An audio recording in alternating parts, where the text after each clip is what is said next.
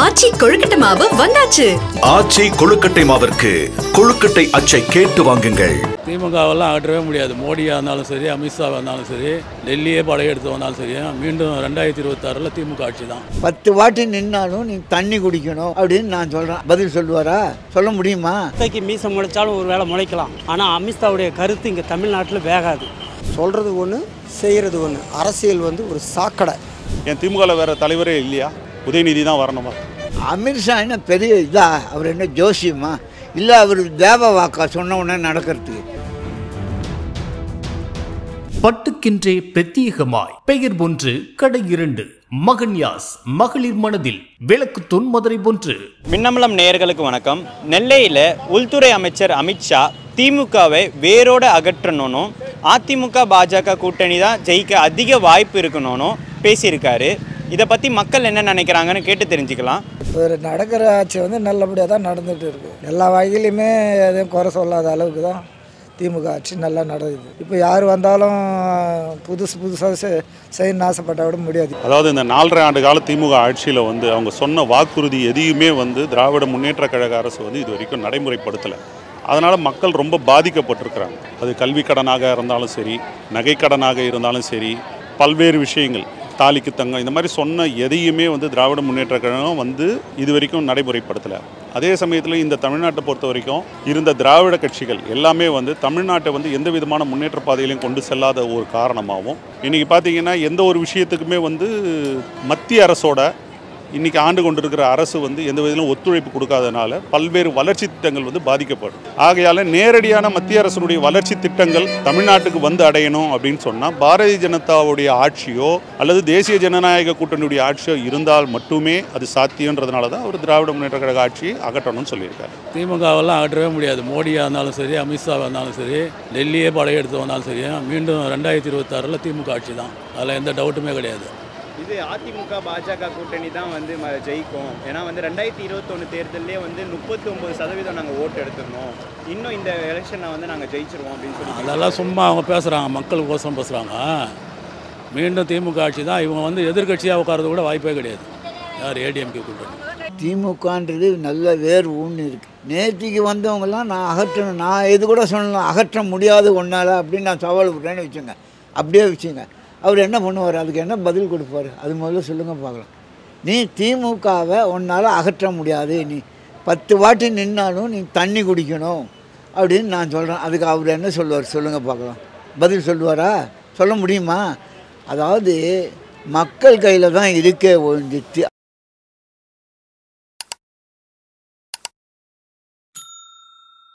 அதாவது எலெக்ஷன்னு வரும்போது திமுகவுக்கும் ஏடிஎம்கேன்னு தான் எலெக்ஷனு. அது நல்லா புரிஞ்சுக்கணும்.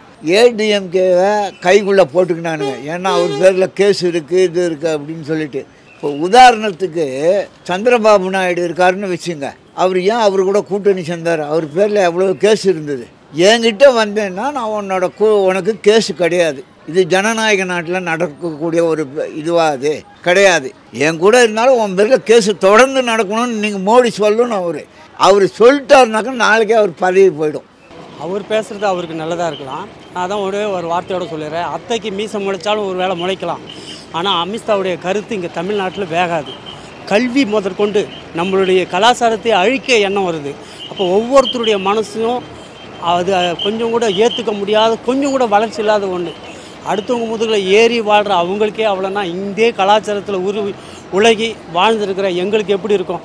ஒவ்வொரு தமிழக மக்கள் மன்னத்திலும் ஒரு சிலது இந்த மாதிரி கருத்து இருக்குது. அது நடக்கவே நடக்காது சார். ஆனால் இப்போ அதிமுக பாஜக கூட்டணி வரப்போகிற தேர்தலில் ஜெயிச்சிருவோம் அப்படின்னு சொல்லி பேசியிருக்காரு தமிழ்நாட்டில். நாம தான் முட்டாள். திடீர்னு கூட்டணின்றானுங்க, திடீர்னு வேணான்றானுங்க. யாரை நம்புறது? எவனையுமே நம்ப முடியாது. எல்லாமே இதில் யார் முட்டாள்? ரொம்ப அடிமுட்டாள்னா மக்கள் தான் முட்டாள். ஏன்னா இவன் செய்வான்னு சொல்லி அவனுக்கு போடுறோம், அவன் செய்வான்னு சொல்லி இவனுக்கு போடுறோம். ரெண்டுமே திருட்டு பசங்க தான். இங்கே இருக்கிற எல்லா அரசியலுமே திருட்டு பசங்க தான், ஓப்பனாக சொல்லலாம். இப்போ கலைஞர் போன வருஷம் ஸ்டாலின் முதலமைச்சராக. ஸ்டாலினுக்கு அப்புறம் யார்? உதயநிதி தானே. அப்படி தான் வாழ தான் வரும். கலைஞர் ஸ்டாலின் என்ன சொன்னார்? முன்ன எங்கள் கட்சியிலேருந்து யாருமே கிடையாது, இனிமேல் வாரிசே கிடையாது, வரவே மாட்டாங்கன்னு சொன்னார். திடீர்னு கூட்டு வந்துட்டாரா இல்லையா? அந்த மாதிரி தான் சொல்கிறது ஒன்று, செய்கிறது ஒன்று. அரசியல் ஒரு சாக்கடை. இப்படி அரசியல் வந்து ஒரு சாக்கடை. நாமெல்லாம் மாட்டின்னு முழிக்கிறோம். இந்த அரசியல்வாதிகிட்ட மக்கள் வந்து மாட்டின்னு முழிக்கிறோம், வேறு ஒன்றும் இல்லை. வர்றதுக்கு வாய்ப்பு இல்லை. அதுக்கு மீறி அவங்க வந்துட்டாங்கன்னா அவங்களுடைய இதை பொறுத்து தான். அதிமுக பாஜக கூட்டணி அது நடக்கும்போது தான் சார் தெரியும். இப்போ வந்து சொல்ல முடியாது. இப்போ இருக்கிற மாதிரியே இருக்கலாம். இப்போ இருக்கிற ஆட்சி நல்லா தான் நடக்குது. ஆட்சி ஒன்றும் பிரச்சனை இல்லை. ஆட்சியில் வந்து எல்லாருக்கும் நன்மை செய்யணும்னா முடியாத விஷயம். அது எப்படி அவர் சொல்ல முடியும்? அவர் என்ன கடவுள்? அவர் அமித்ஷா கிடையாது. அவங்க நேரம் வந்தால் கண்டிப்பாக ஆகலாம், பிரதமர் ஆகலாம்.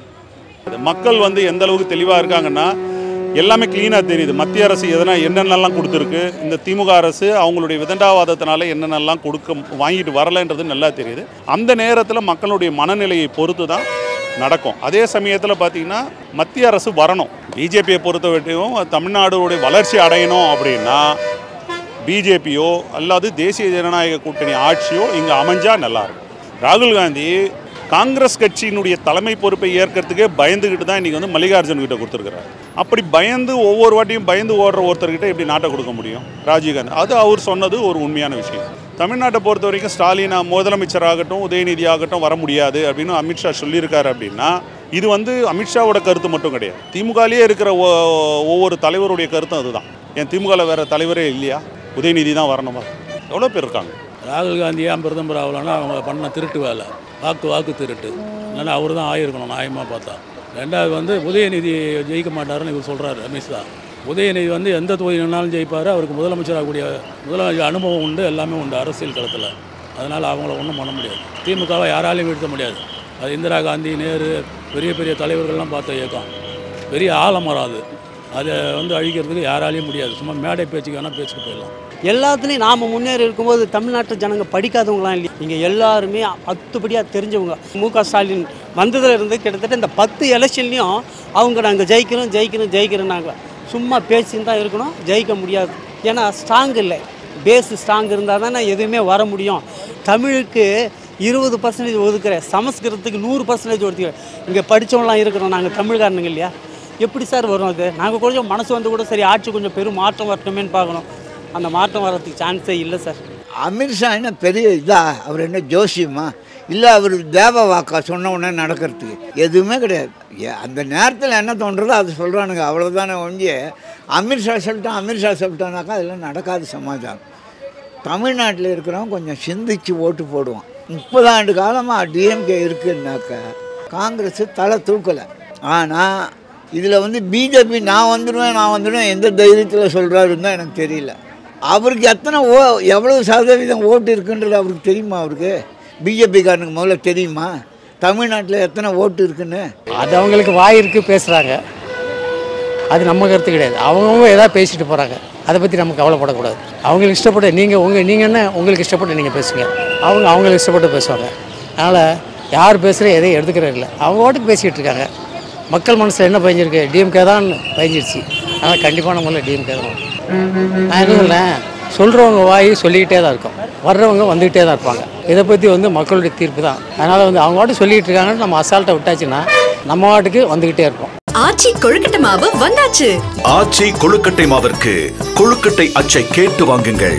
பட்டுக்கென்றே பிரத்யேகமாய் பெயர் 1 கடை 2 மகன்யாஸ் மகளிர் மனதில் விளக்குத்தூண் மதுரை 1. மின்னம்பலம்.com தமிழின் முதல் மொபைல் பத்திரிகை.